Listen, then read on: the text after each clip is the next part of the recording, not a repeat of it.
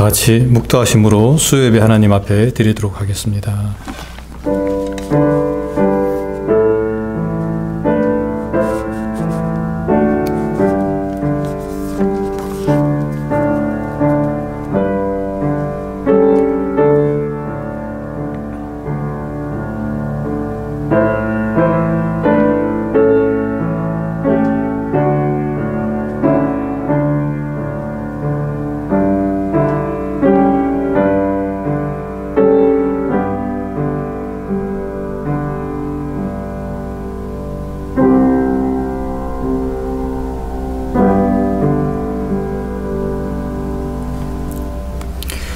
여호와께서 시온에 포로를 돌려 보내실 때 우리는 꿈꾸는 것 같았도다.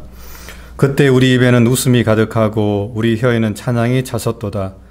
그때 문 나라 가운데서 말하기를 여호와께서 그들을 위하여 큰 일을 행하셨다 하였도다. 여호와께서 우리를 위하여 큰 일을 행하셨으니 우리는 기쁘도다. 여호와여 우리의 포로를 남방 시내들같이 돌려보내소서. 눈물을 흘리며 씨를 뿌리는 자는 기쁨으로 거두리로다. 울며 씨를 뿌리러 나가는 자는 반드시 기쁨으로 그 곡식단을 가지고 돌아오리로다. 아멘. 다 같이 신앙 고백하겠습니다. 전능하사 천지를 만드신 하나님 아버지를 내가 믿사오며 그 외아들 우리 주 예수 그리스도를 믿사오니 이는 성령으로 잉태하사 동정녀 마리아에게 나시고 본디오 빌라도에게 고난을 받으사 십자가에 못 박혀 죽으시고 장사한 지 사흘 만에 죽은 자 가운데서 다시 살아나시며 하늘에 오르사 전능하신 하나님 우편에 앉아 계시다가 저리로서 산자와 죽은 자를 심판하러 오시리라. 성령을 믿사오며 거룩한 공예와 성도가 서로 교통하는 것과 죄를 사하여 주시는 것과 몸이 다시 사는 것과 영원히 사는 것을 믿사옵나이다. 아멘. 네, 다 같이 기도하겠습니다.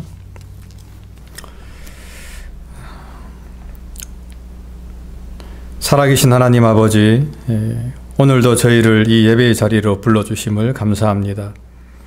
또한 이 예배를 통해서 하나님께 영광 돌릴 수 있도록 은혜를 베풀어 주심을 감사합니다. 하나님 이 시간 저희와 함께하여 주시고 또 주의 영으로 충만해지는 귀한 시간 될 수 있게 은총을 베풀어 주시옵소서. 이 시간을 통해서 우리의 모든 허물과 죄악을 주님께 고백하는 시간이 되게 도와주시고 다시금 정한 마음과 정직한 영으로 충만해지는 그런 은혜의 시간이 되게 도와주시옵소서. 살아계신 하나님 아버지, 지금도 세상은 여전히 전쟁과 기근과 가난으로 인해서 많은 사람들이 고통을 받고 있습니다. 또한 질병과 죽음으로 인해서 많은 사람들이 슬픔과 어려움을 당하고 있습니다. 하나님 아버지 바라옵기는 이 땅을 불쌍히 여겨 주옵시고 이 땅 가운데 하나님의 나라가 속히 임할 수 있게 주님 도와주옵시고 다시는 이 땅 가운데 전쟁이 일어나지 않게 도와주시며 이 땅 가운데 참된 주님의 평강이 임해서 저희 모두가 다 일상의 삶을 통해서 평화로운 삶을 살아갈 수 있도록 은혜를 베풀어 주시옵소서.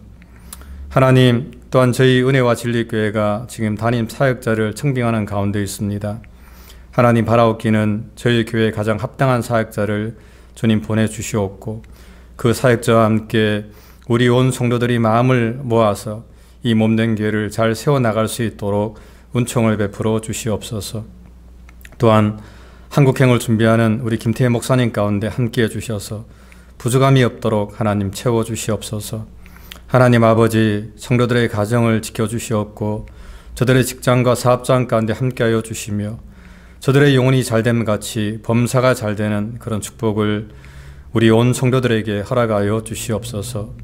어린 자녀들을 주님께서 기억하여 주시고 학교에서 공부할 때 지혜를 허락하여 주시며 또한 세상에서는 믿음의 자녀들로서 성장할 수 있도록 은총을 베풀어 주시옵소서. 선교사님들 가운데 함께하여 주시고 힘들고 어려운 환경 가운데서도 복음을 전하고 있습니다. 하나님 바라옵기는 저들이 절대 어떠한 상황에서도 낙담하지 않게 도와주시고 하나님의 은혜로 그 모든 것들을 끝까지 잘 감당하는 그런 믿음을 저들에게 허락하여 주시옵소서. 하나님, 또한 이번 주 토요일 날 김영희 집사님 또 추모 예배가 있습니다. 하나님 아버지, 은혜로운 시간 되게 도와주시고 특별히 위가족들 주님께서 위로해 주셔서 잘 이겨낼 수 있도록 은혜를 베풀어 주시옵소서.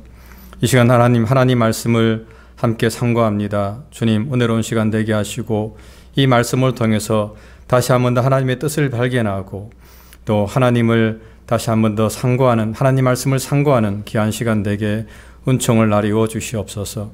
마치는 시간까지 성령 하나님께서 함께 하시길 원하옵고 사랑 많으신 예수님 이름 받들어 간절히 기도드립니다. 아멘.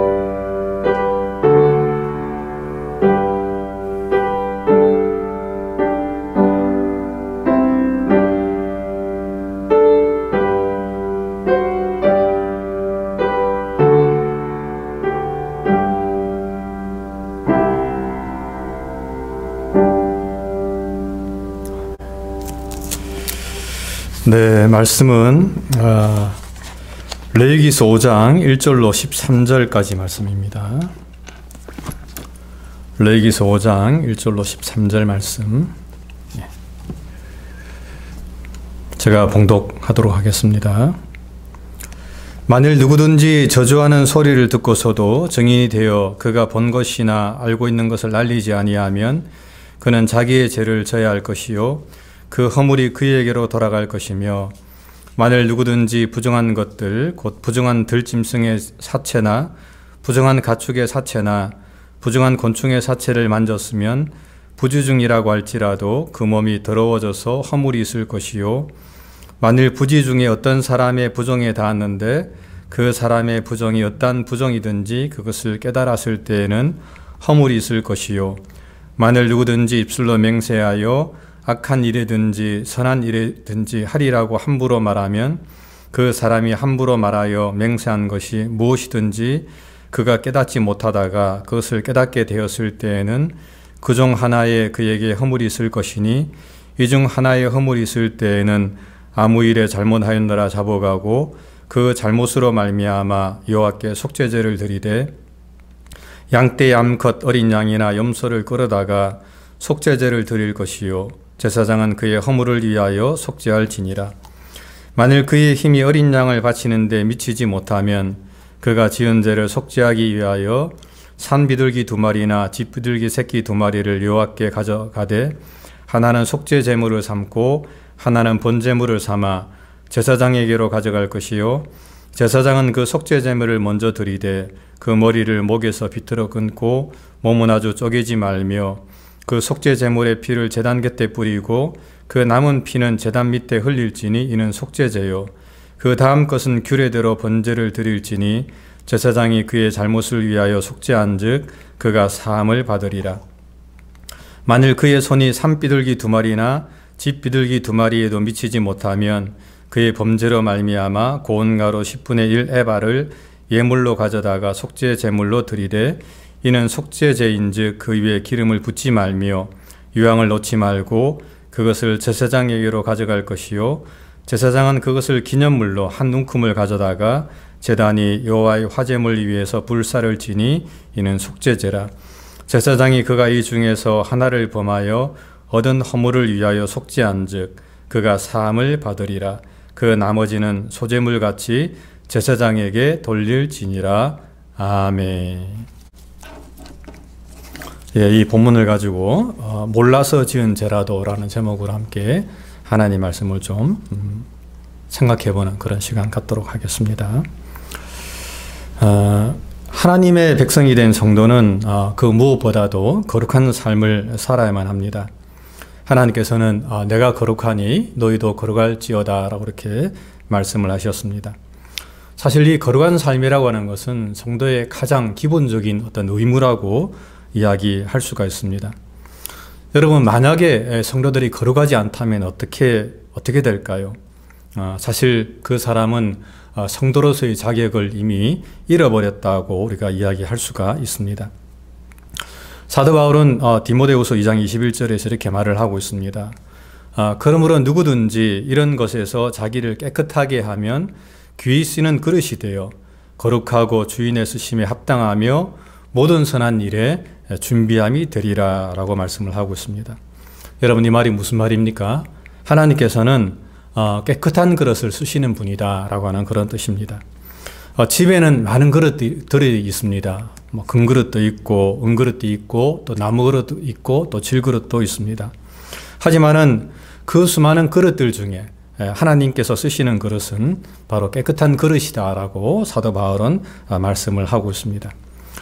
저는 가끔씩 종지그릇, 조그마한 간장 종지그릇 볼 때마다 저는 그런 생각을 해봅니다. 하나님께서는 이 조그마한 간장 종지그릇도 쓰시겠구나라는 그런 생각을 제가 좀 해봅니다.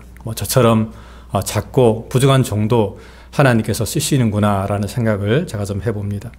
하지만 하나님께서는 이 더러운 그릇은 쓸 수가 없는 것입니다. 그 더러운 그릇을, 그 안에 있는 것들을 깨끗하게 닦지 않고서는 그 그릇을 쓸 수가 없다라고 하는 것입니다. 그러므로 우리들은, 특별히 성도들은 이 거룩한 삶을 날마다 살아야 됩니다. 그래야지만이 하나님의 쓰심에 합당한 그릇이 될 수 있다라고 하는 것입니다. 오늘 본문은 특별히 이 몰라서 지은 죄에 대해서 부지중에 지은 죄라도 그에 상응하는 책임을 져야 된다라고 이렇게 말씀을 하고 있습니다. 크게 네 가지 경우를 좀 말씀하고 있습니다. 첫 번째는 이 법정에서 올바른 증인의 의무를 행하지 않았을 경우에, 두 번째는 이 부지중에 부정한 동물의 사체를 만진 경우에, 세 번째는 모르고 부정한 사람과 접촉했던 그런 경우에, 네 번째는 무심결에 맹세를 했다가 나중에 그 맹세를 자신이 지키지 않았음을 알았을 경우에, 이 네 가지 경우에 대해서도 성경은 그에 걸맞는 책임을 져야 된다, 즉 속죄해야 된다라고 오늘 본문은 말씀을 하고 있습니다. 그런데 여기서 중요한 단어 한 가지가 나옵니다. 그것은 부지중에라고 하는 그런 단어입니다.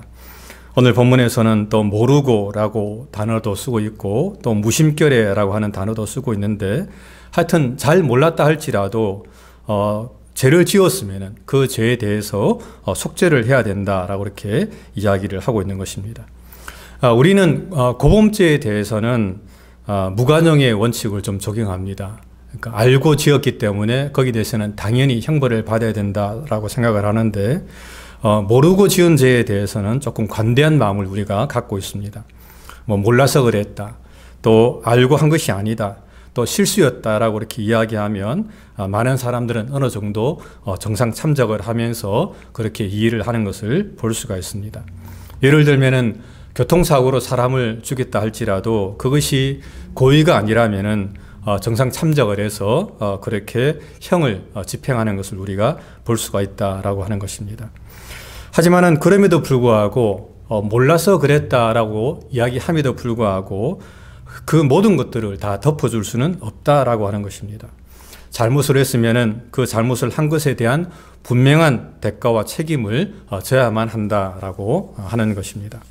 그것처럼 오늘 본문에서도 악의가 없었거나 또한 잘 몰라서 지은 죄라고 할지라도 그것이 분명히 죄이므로 그 죄에 대해서 속죄를 해야 된다라고 오늘 본문은 말씀을 하고 있는 것입니다.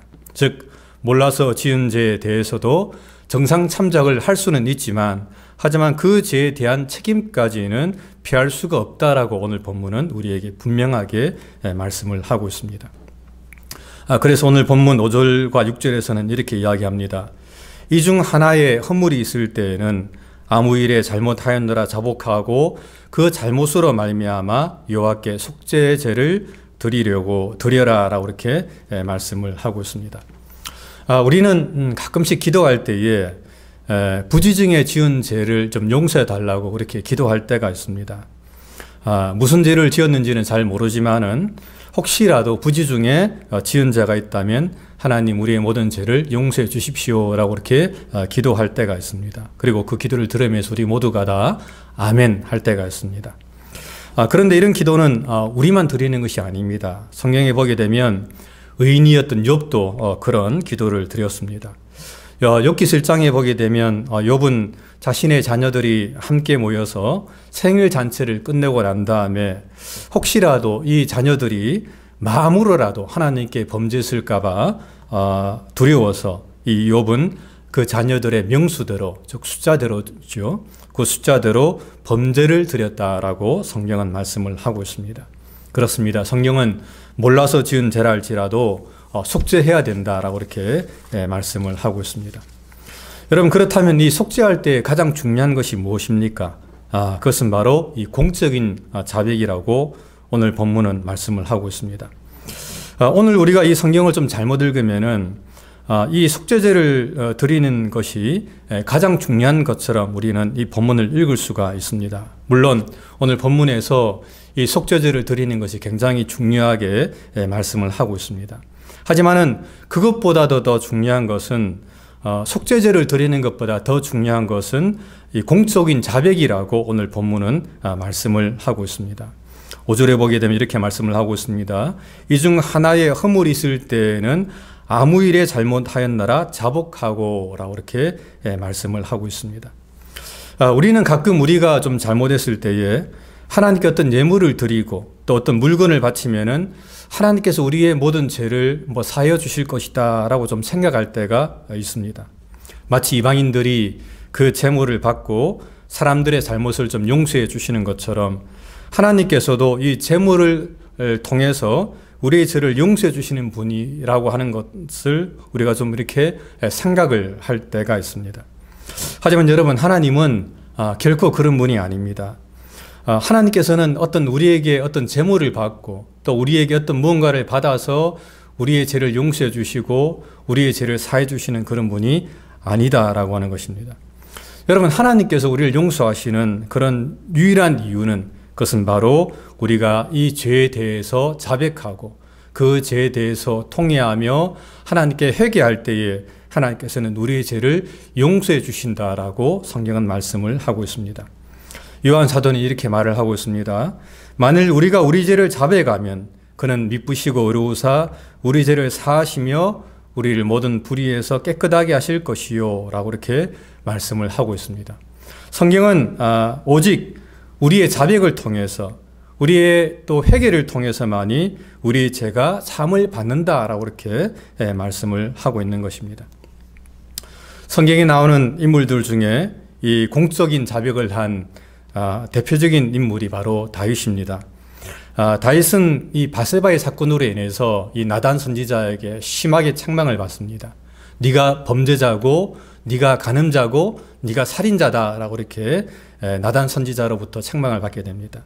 그자 그 말을 들었던 이 다윗은 한 나라의 왕이었음에도 불구하고 그 자리에 무릎을 꿇으면서 내가 여호와께 죄를 범하였노라 라고 통회하고 자백하면서 자신의 죄를 회개하는 것을 보게 됩니다. 그리고 시편 51편에서 다윗은 이렇게 고백합니다.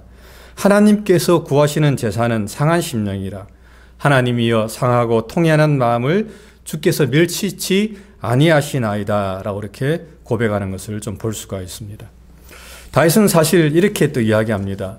주께서는 제사를 기뻐하지 아니하시나니 그렇지 아니하면 내가 드렸을 것이라. 주는 번제를 기뻐하지 아니하시나이다 라고 이렇게 이야기하고 있습니다. 사실 하나님께서 받으시는 제사는 우리가 상한 심령으로 주님께 나아가서 통회하고 자복할 때에 그 마음을 하나님께서 받으시는 것이지 짐승을 드리고 예물을 드리고 그런 것들 받으셔서 하나님께서 우리의 죄를 용서하시는 것이 아니다라고 하는 것입니다. 그러므로 우리는 우리가 죄를 범했을 때에 그 무엇보다도 이 자복하는 마음으로 하나님께 나아가서 회개하는 그런 심정으로 하나님께 나아가야 된다라고 하는 것입니다. 그럴 때 우리는 이 거룩한 삶을 살아갈 수 있다라고 오늘 본문은 말씀을 하고 있습니다. 그리고 7절에서 이 속죄제를 드릴 때에 하나님은 각 사람이 형편을 고려하셔서 가난한 사람들도 속죄제를 드릴 수 있도록 허락해 주고 있음을 좀 보게 됩니다. 7절입니다.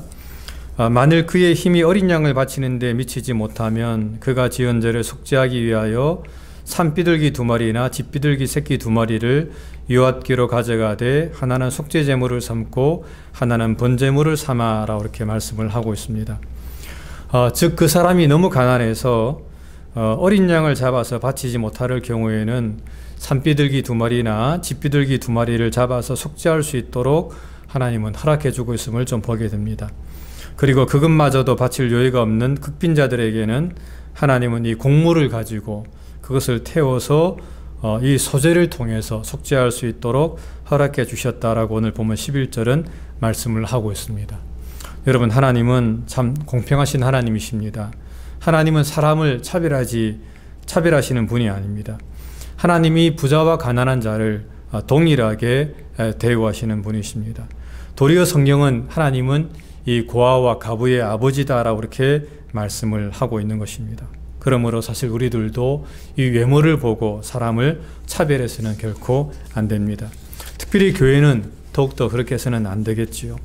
교회 공동체는 이 재물에 많고 적음에 상관없이 누구나 마음껏 교회당에 들어와서 하나님의 은혜를 누리는 장소가 될 수 있도록 우리는 그렇게 만들어 가야 된다라고 하는 것입니다. 하지만 그럼에도 불구하고 우리가 이 본문을 통해서 한 가지 꼭 기억을 해야 될 것은, 하나님은 이 어려운 자의 형편을 생각해 주기는 하시지만, 하지만 그렇다고 해서 하나님은 결코 이 속죄제사 자체를 면제해 주시는 분은 아니다라는 사실을 우리는 꼭 기억을 해야만 한다라고 하는 것입니다. 즉, 죄는 반드시 속죄해야 된다라고 오늘 본문은 우리에게 분명하게 말씀을 하고 있습니다. 말씀을 맺습니다. 오늘 우리는 우리 자신을 좀 돌아보면서 늘 회개하는 삶을 살고 있는가 우리가 돌아봐야 되겠습니다. 혹시 죄를 범했음에도 불구하고 우리가 좀 은근슬쩍 넘어가고 있지는 않는가 우리가 좀 돌아봐야 되겠습니다. 여러분, 하나님은 이 사소한 죄라도 결코 그것을 가볍게 보시고 그냥 지나치시는 그런 분이 아닙니다. 하나님은 아무리 작은 죄라도 그것을 속죄하고 넘어가기를 원하시는 분이다라고 하는 것입니다. 그러므로 우리는 늘 죄에 민감하게 반응하는 그런 삶을 살아야만 합니다. 또한 이 죄를 지었을 때에 정말 분명하게 회개하고 하나님께 우리의 삶을 돌아보는 삶을 살아야 된다라고 오늘 본문은 우리에게 말씀을 하고 있습니다. 여러분, 이 말씀을 통해서 우리가 정말 부지중에 지은 죄라 할지라도 하나님께 회개하면서 정말 정직하고 진실하고 정결하고 성결한 삶을 통해 하나님께 영광 돌리시는 저와 여러분들이 되시기를 주님의 이름으로 간절히 부탁을 드립니다. 기도하겠습니다. 하나님, 정말 우리가 이 땅에 살아가면서 죄에 민감한 삶을 살아가는 저희가 되게 도와주시고, 또 혹시라도 우리가 부지중에 지은 죄라 할지라도 정말 생각하면서 하나님께 용서를 구하고 회개하는 저희의 삶이 되게 도와주시고, 우리가 큰 죄뿐 아니라 작은 죄도, 또 알고 지은 죄뿐만 아니라 모르고 지은 죄도 그냥 넘기지 않게 하시고 늘 하나님께 속죄하며 살아가는 저희의 삶이 될 수 있도록 은총을 베풀어 주시옵소서. 거룩한 주의 백성으로 날마다 살아가는 하나님의 자녀가 되기를 소원하옵고 사랑 많으신 예수님 이름 받들어 간절히 기도드립니다. 아멘. 주기도문으로 모든 예배 마치겠습니다. 하늘에 계신 우리 아버지여, 이름이 거룩히 여김을 받으시오며 나라의 임하옵시며 뜻이 하늘에서 이룬 것 같이 땅에서도 이루어지리이다. 오늘날 우리에게 일용할 양식을 주옵시고 우리가 우리에게 죄 지은 자를 사하여 준 것 같이 우리 죄를 사하여 주옵시고 우리를 시험에 들게 하지 마옵시고 다만 악에서 구하옵소서. 대개 나라와 근사와 영광이 아버지께 영원히 있사옵나이다. 아멘.